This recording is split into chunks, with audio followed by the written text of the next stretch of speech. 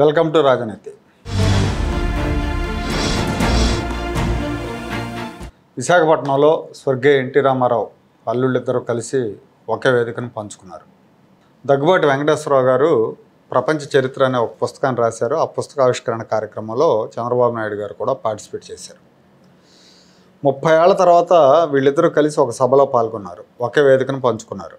పాత పగలు మర్చిపోయి మనస్ఫూర్తిగా మాట్లాడుకున్నారు. చంద్రబాబు నాయుడు గారు రాజకీయాల్లో బిజీగా ఉంటే దగ్గుబాటి వెంకటేశ్వరరావు గారు రాజకీయాల నుంచి విరమించుకొని శేష జీవితాన్ని ఎంజాయ్ చేస్తున్నారని చెప్పాలి. కుటుంబంతో, స్నేహితులతో, పర్యటనలతో, పుస్తకాలు రాస్తూ ఎంజాయ్ చేస్తూ ఉన్నారు. అయితే వీళ్ళిద్దరూ భిన్న ధృవాలు, వీళ్ళిద్దరి మధ్య చాలా గ్యాప్ ఉంది. చాలా కాలం అసలు మాటలు లేవు.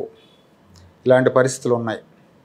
కానీ ఇప్పుడు కలవటం ఎన్టీఆర్ కుటుంబ అభిమానులకి, తెలుగుదేశం అభిమానులకి చాలా సంతోషంగా అనిపించింది. అప్పట్లో తెలుగుదేశం పార్టీలో ఉన్న గ్రూపుల వెనకాల ఉన్న నాయకులు, ఈ వ్యవహారాలన్నీ కూడా ఈ తరం వాళ్ళకి తెలియదు. ముఖ్యంగా 80s, 90s పుట్టిన వాళ్ళకి అప్పుడేం జరిగిందో పెద్దగా అవగాహన ఉండదు. ఆ రోజుల్లో ఎన్టీ రామారావు గారు 82లో పార్టీ పెట్టినప్పుడు దగ్గుబాటి వెంకటేశ్వరరావు గారు మద్రాసులో డాక్టర్గా ప్రాక్టీస్ చేస్తూ ఉండేవారు. అంటే పురంధేశ్వర్ గారిని అక్కడే పెళ్లి చేసుకున్నారు. అంతకు మునుపు దగ్గుబాటి వెంకటేశ్వరరావు సోదరిని ఎన్టీఆర్ కుమారుడికి ఇచ్చారు. జయకృష్ణ గారికి మ్యారేజ్ చేశారు. ఆ తర్వాత వీళ్ళిద్దరికి వివాహం జరిగింది. ఆయన అక్కడ ప్రాక్టీస్ చేసుకుంటూ ఉండేవారు. చంద్రబాబు నాయుడు గారేమో కాంగ్రెస్ ప్రభుత్వంలో మంత్రిగా ఉన్నారు ఆ టైంలో. సో ఎన్టీఆర్ గారు పార్టీ పెట్టిన తర్వాత రామారావు గారికి చేదోడు వాదోడు ఉండేందుకు దగ్గుబాటి గారు ప్రాక్టీస్ విరమించుకొని తెలుగుదేశం పార్టీలో చేరారు. తెలుగుదేశం పార్టీ అధికారంలోకి వచ్చిన తర్వాత చంద్రబాబు నాయుడు గారు ఆ పార్టీకి దగ్గరయ్యారు. ఆగస్టులో సంక్షోభం వచ్చినప్పుడు, నాదెండ్ల భాస్కరరావు ఆధ్వర్యంలో తిరుగుబాటు జరిగినప్పుడు, ఎన్టీఆర్ని పదవిచ్యుతుడిని చేసినప్పుడు చంద్రబాబు నాయుడు గారు తెర వెనకుండి ఎమ్మెల్యేల క్యాంపు నిర్వహణ వంటి విషయాల్లో చాలా కీలకంగా వ్యవహరించారు. ఆ తర్వాత వెంటనే మళ్ళీ రిటైన్ చేశారు ఎన్టీ రామారావు గారిని. అంటే ఈ వెన్నుపోటుకు వ్యతిరేకంగా పెద్ద ఎత్తున ప్రజా ఉద్యమం వచ్చింది. అప్పట్లో ప్రతిపక్షాలన్నీ కూడా గట్టిగా సపోర్ట్ చేసి ఎన్టీఆర్ గారు వెనక నిలబడ్డారు. వెంకయ్యనాయుడు గారు, జయపాల్ రెడ్డి గారు, చంద్రబాబు నాయుడు గారు వీళ్ళంతా గట్టిగా పనిచేశారు ఆ రోజున. సో ఆ తర్వాత ఎన్టీఆర్ గారు ముఖ్యమంత్రి అయిన తర్వాత మళ్ళీ 85లో వెంటనే ఆయన అసెంబ్లీని రద్దు చేసి ఎన్నికలకు వెళ్ళారు. అప్పుడు కూడా చంద్రబాబు నాయుడు గారు అసెంబ్లీకి పోటీ చేయలేదు. వెంకటేశ్వరరావు గారు పర్చూరు నుంచి ఎమ్మెల్యేగా ఎన్నికయ్యారు. ఆయన ప్రభుత్వంలో వైద్య ఆరోగ్య శాఖ మంత్రిగా పనిచేశారు ఎన్టీఆర్ గారి ప్రభుత్వంలో. చంద్రబాబు నాయుడు గారు పార్టీ ప్రధాన కార్యదర్శిగా ఉన్నారు. సో ఆ సమయంలోనే ఇద్దరి మధ్య ఆధిపత్య పోరు మొదలైంది. ఒక అల్లుడేమో ప్రభుత్వంలో ఉన్నారు, ఒక అల్లుడేమో పార్టీలో ఉన్నారు. ఇద్దరు వెనకాల సహజంగానే 2 గ్రూపులు ఏర్పడతాయి. ఇద్దరు కూడా ఒక ఆయన ముందు నుంచి ఉన్నారు, ఒక ఆయన మధ్యలో వచ్చారు. మధ్యలో వచ్చిన చంద్రబాబు గారికి రాజకీయ అనుభవం ఉండటం వల్ల కొంత పైచేయి సాధించారు. ఇద్దరు కూడా పార్టీలో, ప్రభుత్వంలో ఆధిపత్యాన్ని నిలుపుకునేందుకు తీవ్రంగా ప్రయత్నించేవాళ్ళు. జిల్లాల్లో పార్టీ 2 వర్గాలు అయిపోయినాయి. చాలా జిల్లాల్లో, కొన్ని జిల్లాల్లో పంచాయతీలు కూడా జరిగినాయి 2 వర్గాల మధ్య. నాకు తెలిసి ప్రకాశం జిల్లాలో అయితే ఎన్టీఆర్ గారి దగ్గరే పంచాయతీ జరిగింది. ఆ జిల్లాలో ఎమ్మెల్యేలంతా వెంకటేశ్వరరావు గారి గ్రూప్లో ఉండేవారు. ఒకే ఒక్క ఎమ్మెల్యే కరణం బలరాం, ఆయన చంద్రబాబుతో పాటు తెలుగుదేశం పార్టీలో చేరారు కాంగ్రెస్ నుంచి. ఆయన చంద్రబాబు గారి గ్రూప్లో ఉండేవారు. ఆ సమయంలో మిగతా నియోజకవర్గాల్లో బలరాం ప్రమేయం మీద ఎన్టీఆర్ గారి దగ్గర పంచాయతీ జరిగింది. అలాగే ఇంకా కొన్ని జిల్లాల పంచాయతీలు కూడా జరిగేవి. అప్పట్లో చంద్రబాబు నాయుడు గారి వర్గంలో తుమ్మల నాగేశ్వరరావు, మండ వెంకటేశ్వరరావు, ఎర్రన్నాయుడు, మాధవరెడ్డి, దేవేంద్ర గౌడ్, కరణం బలరాం, రేణుకా చౌదరి, కోటగిరి విద్యాధరరావు, అశోక్ గజపతిరాజు, ఇట్లా వీళ్ళు ప్రముఖులుగా ఉండేవారు. అలాగే దగ్గుబాటి వెంకటేశ్వరరావు గారి గ్రూప్లో ఇంద్రారెడ్డి, మోత్పల్లి నరసింహులు, గాలి ముద్దుకృష్ణనాయుడు, గోరంట్ల బుచ్చయ్య చౌదరి, దేవినేని నెహ్రూ, మాగ్నేని పెదరత్తయ్య, గొట్టిపాటి హనుమంతరావు, ఇట్లా వీళ్ళు ప్రముఖంగా ఉండేవారు. పదవుల పంపిణీలో 2 గ్రూపుల మధ్య ఆధిపత్య పోరు జరుగుతూ ఉండేది.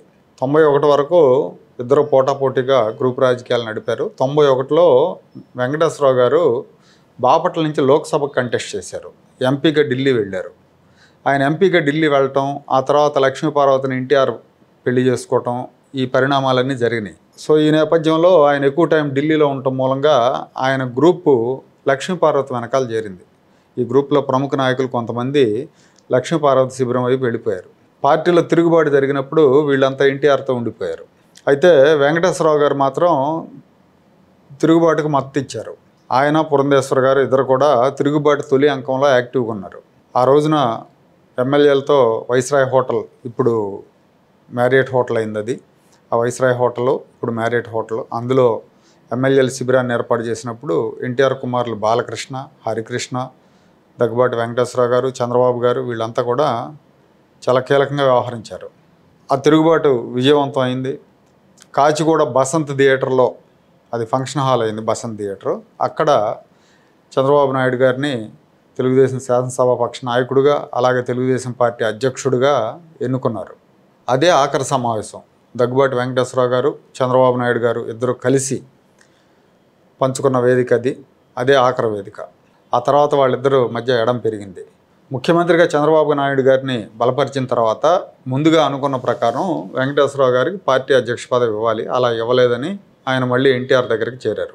ఎన్టీఆర్ తెలుగుదేశం తరఫున ఆ తర్వాత రాజ్యసభకు కూడా ఎన్నికయ్యారు. ఆయన ఎన్టీఆర్ చనిపోయిన తర్వాత లక్ష్మీపార్వతితో ఆ పార్టీలో ఉండలేక భారతీయ జనతా పార్టీలో చేరారు.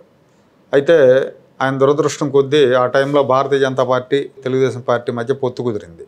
వాజ్పేయి ప్రభుత్వానికి ఢిల్లీలో మెజారిటీ తగ్గడంతో చంద్రబాబు నాయుడు గారు బయట నుంచి మద్దతు ఇచ్చారు. ఆ తర్వాత 99 ఎన్నికల్లో ఇద్దరు కలిసి కంటెస్ట్ చేశారు. సో అప్పుడు దగ్గుబాటికి టికెట్ రాకుండా చంద్రబాబు అడ్డుకున్నారన్న ఆరోపణలు వచ్చినాయి.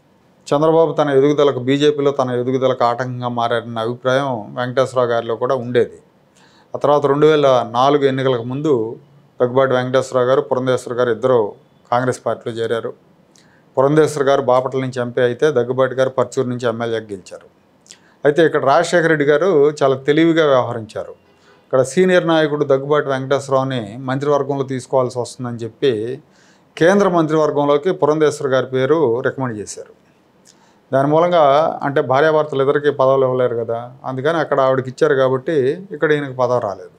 కేవలం ఎమ్మెల్యేగా మిగిలిపోవాల్సి వచ్చింది. 2009లో కూడా మళ్ళీ రెండోసారి ఎమ్మెల్యేగా గెలిచారు కాంగ్రెస్ పార్టీ నుంచి. ఆ తర్వాత రాష్ట్ర విభజన నేపథ్యంలో 14 ఎన్నికల్లో ఆయన పోటీ చేయలేదు. 19లో మళ్ళీ వైసీపీ నుంచి కంటెస్ట్ చేశారు. 14 ఎన్నికల తర్వాత పురంధేశ్వర్ గారు బీజేపీలో చేరారు, కాంగ్రెస్కి రిజైన్ చేసి ఈయన వైసీపీలో చేరారు. 19లో వైసీపీ నుంచి కంటెస్ట్ చేసి ఓడిపోయారు. ఆ తర్వాత పూర్తిగా రాజకీయాలకు విరమణ ప్రకటించారు. శాశ్వత విరమణ అని చెప్పేశారు. పురంధేశ్వర్ గారు యాక్టివ్గా ఉన్నారు రాజకీయాల్లో, బీజేపీలో యాక్టివ్గా పనిచేస్తున్నారు. కానీ ఈయన పూర్తిగా ప్రైవేట్ లైఫ్కి, ఫ్యామిలీ లైఫ్కి అంకితం అయిపోయారు. సో ఇప్పుడు మనవళ్ళు మనవరాళ్లతో అలాగే స్నేహితులతో విహారయాత్రలతో బిజీ అయిపోయారు. విరామ సమయాల్లో పుస్తకాలు చదవటం, వివిధ సమస్యలను అధ్యయనం చేయటం వంటి పనులు చేస్తూ ఉన్నారు. 95లో బసంత్ థియేటర్లో ఒకే వేదికను పంచుకున్న చంద్రబాబు నాయుడు, వెంకటేశ్వరరావు ఇద్దరు కూడా 30 ఏళ్ల తర్వాత మళ్ళీ విశాఖపట్నం గీతం ఆడిటోరియంలో వేదికను పంచుకున్నారు. దాని గురించి వెంకటేశ్వరరావు గారు ప్రస్తావించారు కూడా.